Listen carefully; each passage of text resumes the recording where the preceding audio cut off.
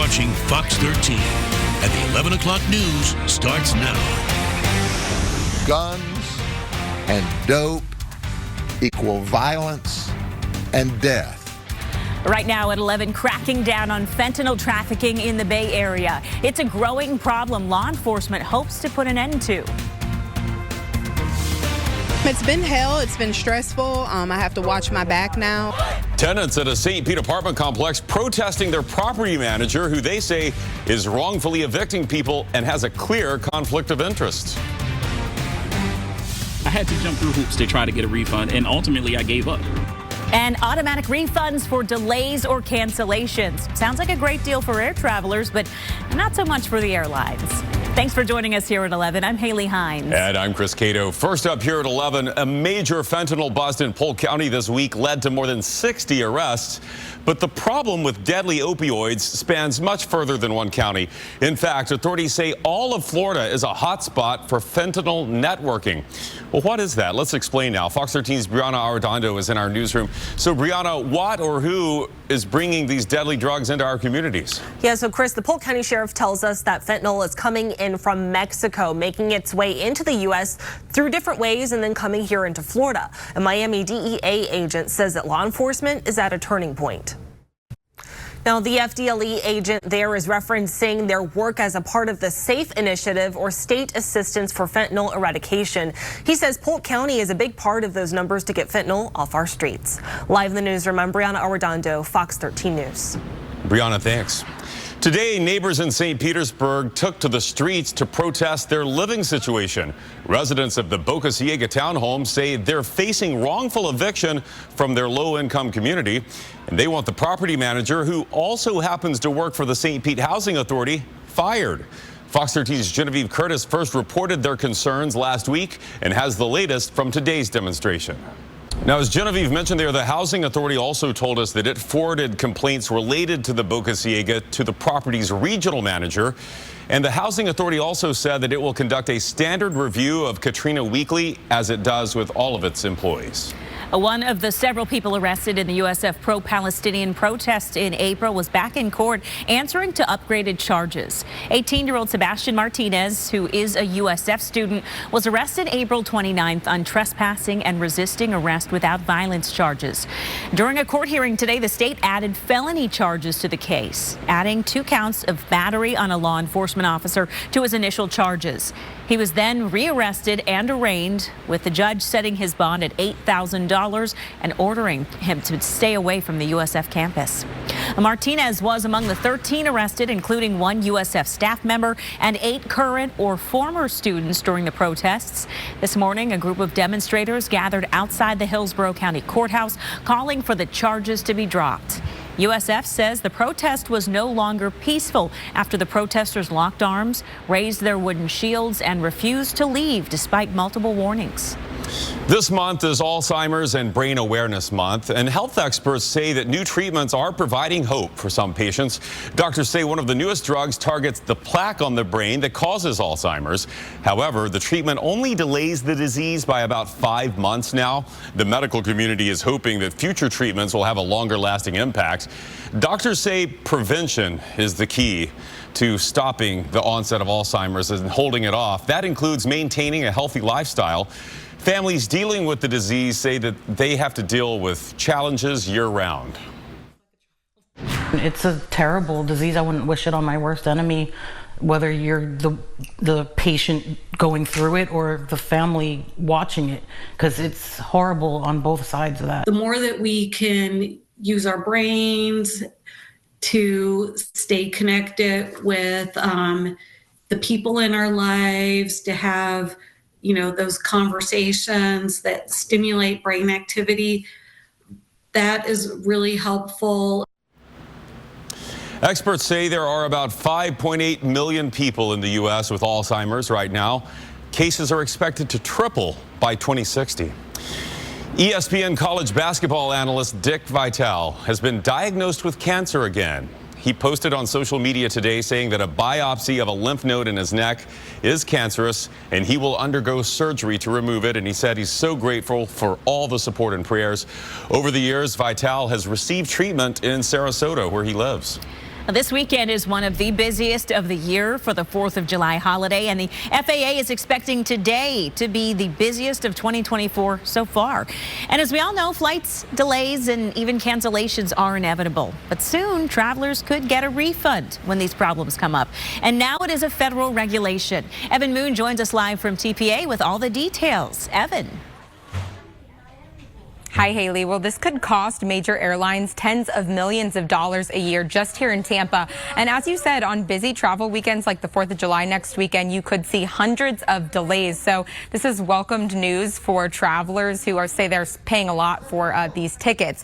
Now, starting this fall, if your flight is canceled or delayed more than 3 hours, you'll get your money back or flight credits. But airlines are still working with the Department of Transportation on what scenarios would lead to a total refund, making sure they aren't on the hook for uncontrollable weather or maintenance issues. Common problems like delayed inbound flights or crew issues would qualify for a refund for flyers. Now, a study of Tampa International Airport says it could cost airlines here over $50 million in refunds each year and $5 billion with a B dollars for all airlines nationwide. This is a great thing for consumers because when your flight is substantially delayed or canceled outright, the trip you're taking may no longer be viable. I think it's about time. I think that airlines have been getting away with the delays and playing games with the times and not being accountable. So yeah, I really love the fact that they're now being held accountable and they have to pay up because we pay a lot of money to fly.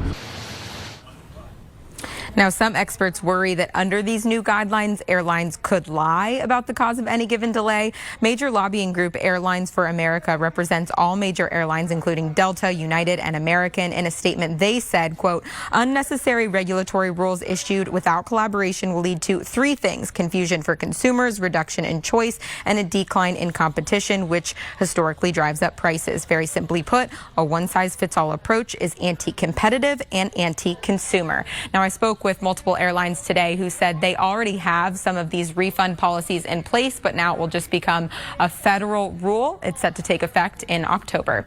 At Tampa International Airport, Evan Moon, Fox 13 News. All right, Evan, thank you. Well, still ahead here at 11, you may want to grab a telescope tomorrow morning. Yeah, an asteroid will pass by Earth, and if you miss it, you'll have to wait another 25 years for a chance to see it again. But if you want to see a full moon, just go to the Fort Lauderdale Airport. I guess this is how you avoid a TSA pat-down. I've got nothing on me, you can tell. A cheeky new Only in Florida is coming up.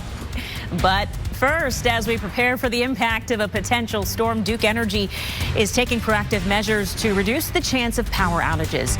And Jim Weber's here with a look at the forecast. Hey, Jim. Yeah, we've got a lot going on. We had all those storms today. We are also tracking newly formed Tropical Storm Beryl working its way across the Atlantic. Winds right now are at 40 miles an hour. It's going to continue on that westerly track. We'll have the latest on this, and we're talking about our weekend forecast coming up. Got a little change in our weather pattern. We'll talk about it coming up.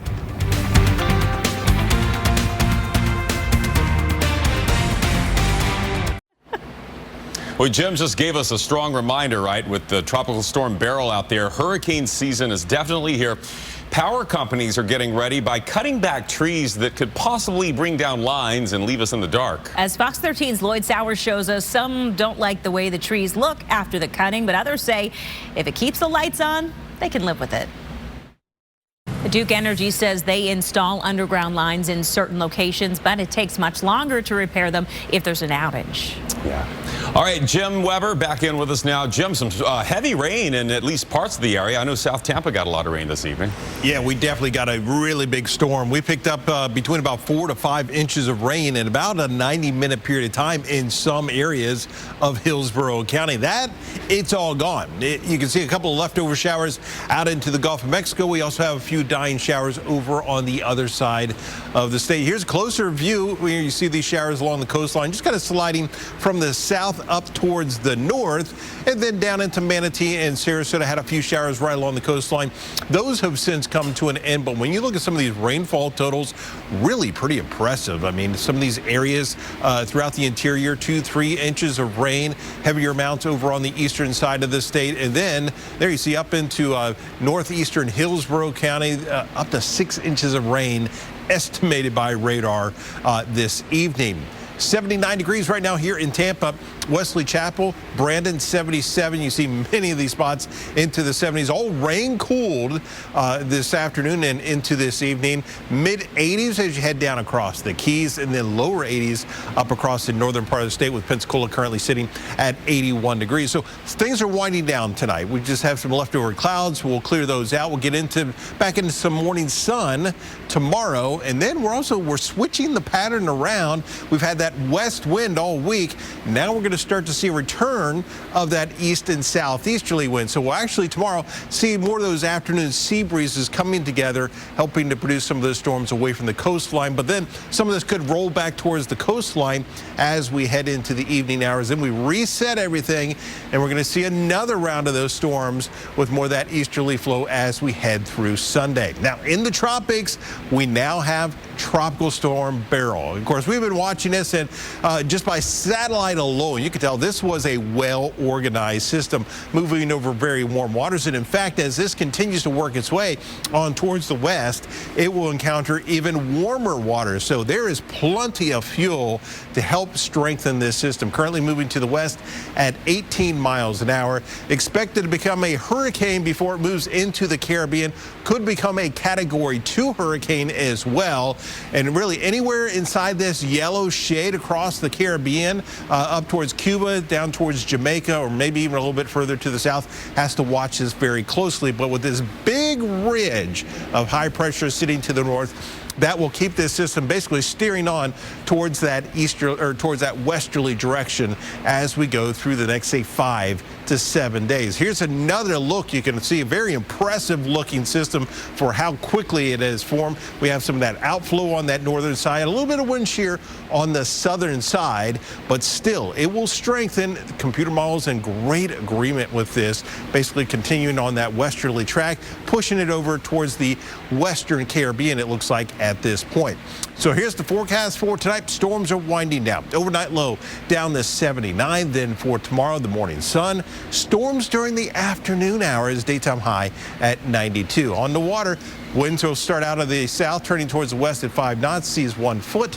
High tide comes up at 9:11 tomorrow morning. Here's that 7-day forecast, ramping that rain chance up to about 60% as we head through the weekend, and daytime highs in the low to mid 90s. Scott. Thank you, Jim. Well, the contract talks between Steven Stamkos and the Lightning, though seemingly well-intentioned, don't appear to be heading in the right direction in light of a recent comment from Stammer's agent. More on that on the other side. And a memorable night at the ballpark for one Yandy Diaz. He and his Rays teammates taking on those Washington Nationals while Diaz hunts down a slice of team history. Highlights from the Trop next. Fox 13 News is sponsored by Optimum Healthcare Medicare Advantage Plans.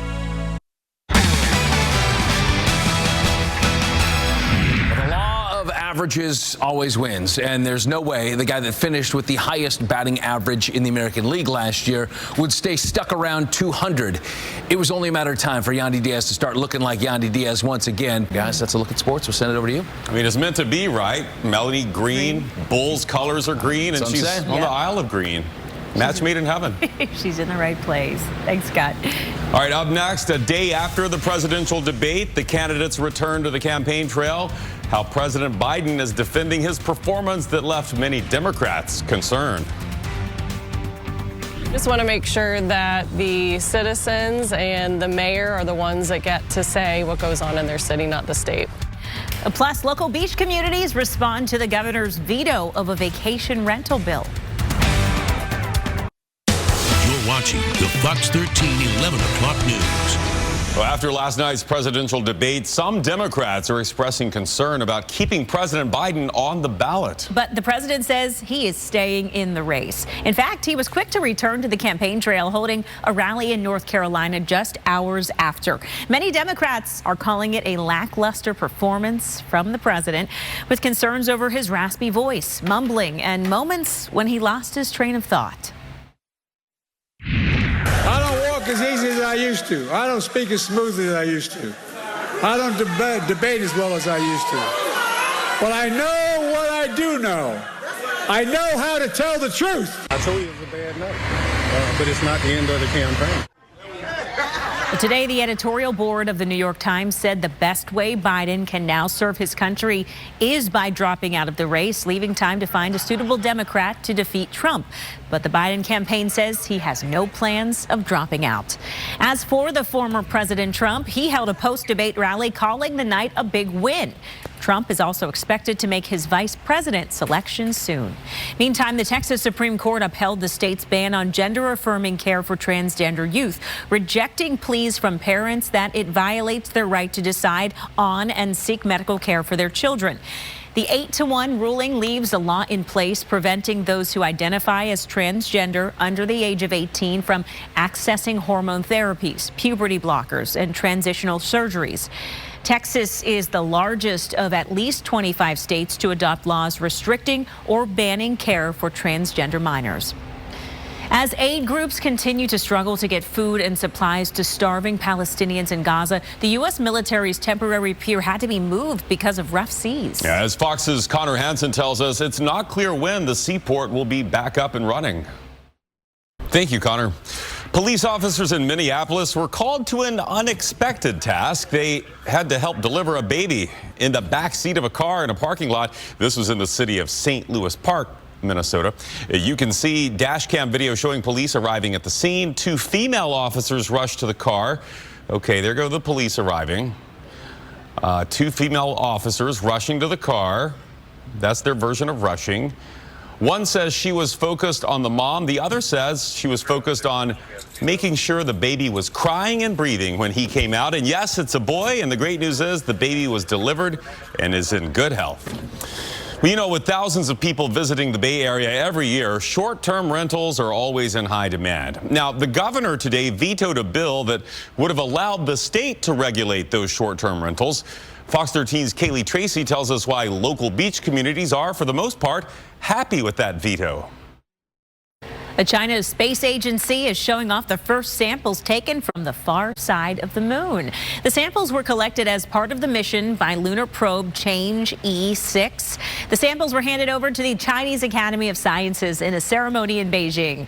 China's lunar probe made a historic 53-day mission to the moon's far side, landing in the moon's south pole, Aitken Basin, which is a crater that was created more than 4 billion years ago. Wow. All right, sticking to space news here. An asteroid will whiz past Earth this weekend. Now, don't get worried. It's not going to hit us. But the good news is, if you have the right equipment and the right timing, you may be able to see it. The asteroid, called the 2024 MK, will make its closest approach to Earth Saturday morning. It's going to pass within about 3/4 of the distance between the Earth and the moon. So, again, not that close. Smaller objects zip past Earth all the time, but asteroids this size only pass by every 25 years or so. You need a small telescope or binoculars to see it because it's not bright enough to see with the naked eye. I know you want to know, how big is asteroid 2024 MK? How big is it? Well, Haley, it's the size of 2 football fields across. Wow. So that's not something you want slamming into you. No. But they promise us this is going to be, you know, not even a near miss. Okay, so, we hope so. The good news is this thing was detected back on June 19th by these telescopes we have. So, you know, they've had a heads up. And the point of those telescopes is so that we have advanced warning should one come closer than that. Boy, I wish I had a friend who had a telescope. Do you have one? No, but I have binoculars. We can use those. All right. I'd love to see it still. Someone will see it, and we will show you it. In the meantime, still ahead, it is a tribute to Taylor Swift. Yeah, she's not the only musical act taking over Ireland. You'll want to hear this group for sure.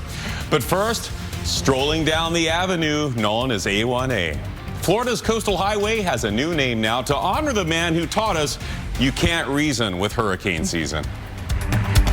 I'm Elise Zwick with this weekend's hot happenings. Come out and support the Bay Area's brightest. The Summer Youth Festival returns to St. Petersburg. And mountain biking in Florida? Yeah, you heard that right. The Alafaya River State Park stands out from the rest for biking adventure seekers. Or if you're looking to beat the heat, make the trek to Ginny Springs, one of Florida's most captivating bodies of water for an aquatic adventure.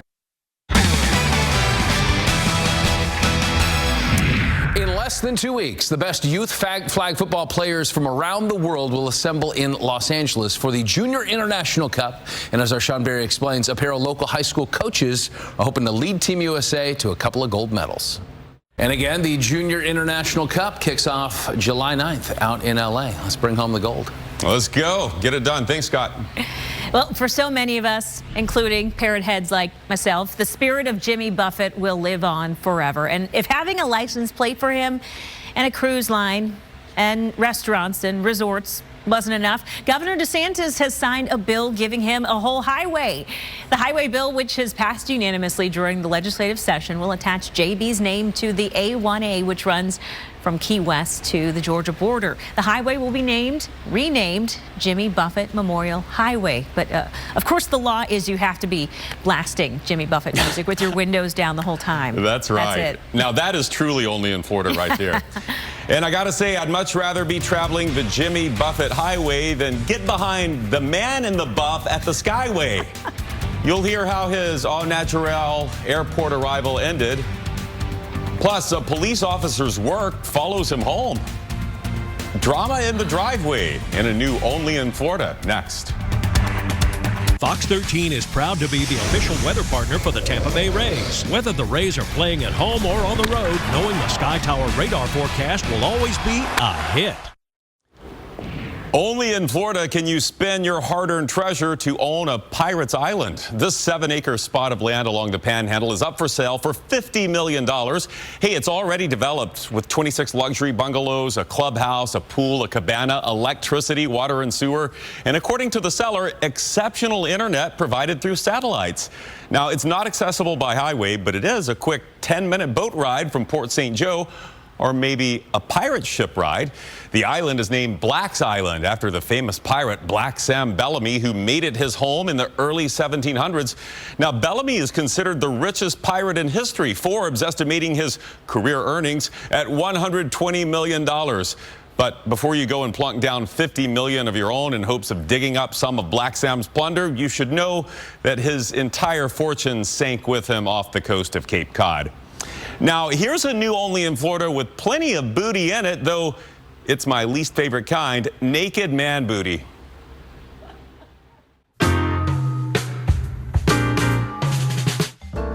Only in Florida do people break into jail. You have a visitor in the lobby. The Martin County Sheriff's Office had some remodeling to do after a driver intentionally crashed his car through the front doors of the jail. Now, here's where it gets weirder. The man got out of the car half naked, wearing only a lady's blouse, and threw 2 rubber snakes onto the floor, and then doused his car with motor oil and threatened to set it on fire. Deputies never gave him that chance. They tased him and took him into custody, probably the shortest trip to booking they've ever made. From a guy with 2 snakes and no pants to a guy with 2 snakes in his pants. The TSA says a passenger tried to smuggle these baby corn snakes through Miami International Airport. He had them in this camouflage bag stuffed into his trousers. Not camouflaged enough, apparently. Here's one guy whose pants the TSA won't need to search. He walked right through the Fort Lauderdale airport wearing nothing but a smile. Talk about packing light. Now, this happened back in February, but I just now found the video. Aren't you glad? Witnesses say he walked past the security checkpoint, no need to remove his shoes, I guess, and was tackled by deputies and arrested. I guarantee if he had made it onto a plane, he would have sat in the seat right next to me.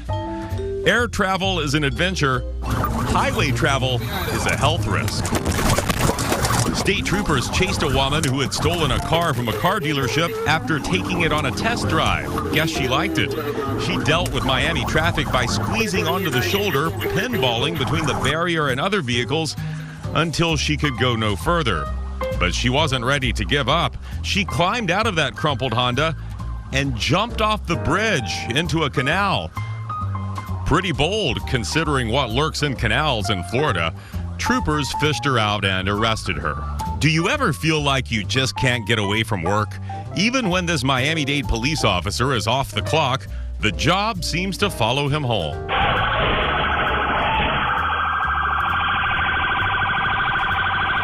Instagram page Only in Dade, love the name, shared this video of a police chase that ended in the driveway of an off-duty officer. Are you kidding me, fellas? I am not filling out the paperwork on this one. Watch again as the fleeing truck blows right through the stop sign and bangs into the officer's car. The driver must be thinking, man, there really is a cop on every corner. From an ironic crash to a dolphin's bash, Clearwater Marine Aquarium celebrated Nicholas the Dolphin's 22nd birthday by treating him to a spa day, complete with a bubble bath, a cucumber facial, and a body scrub. Oh yeah, that's it. Don't forget the dorsal fin. I think the trainers enjoyed it as much as Nicholas did. You know, you can work in a zoo anywhere, but you can pamper a porpoise only in Florida. Oh, to be a dolphin. Hey, if you guys have any good only in Florida stories for me, please, we're trying to crank out more of these. The people are demanding them. I've got my intern, Albert the alligator there. He's helping me gather material, but please send me material. Also, if you would please go to my Facebook and that episode you just saw, if you would share it with others, that would help me out tremendously. Fox 13's Chris Cato on the Facebook. That's the only one I'm on. Don't ask me about the others, okay? We miss you on Twitter. Well, I don't miss me on Twitter. Have the sudden urge to pamper a porpoise. It is the collaboration you never could have dreamed up. One designer brand is reaching for the condiment bin with their latest collection. We'll help you catch up on the tomato-inspired style next. The forecast? It's a breeze if you're using the power of Sky Tower radar. I'm Garda Síochána. I want to give a big Céad Mhíle Fáilte to Taylor Swift and all of her fans. Welcome to Dublin.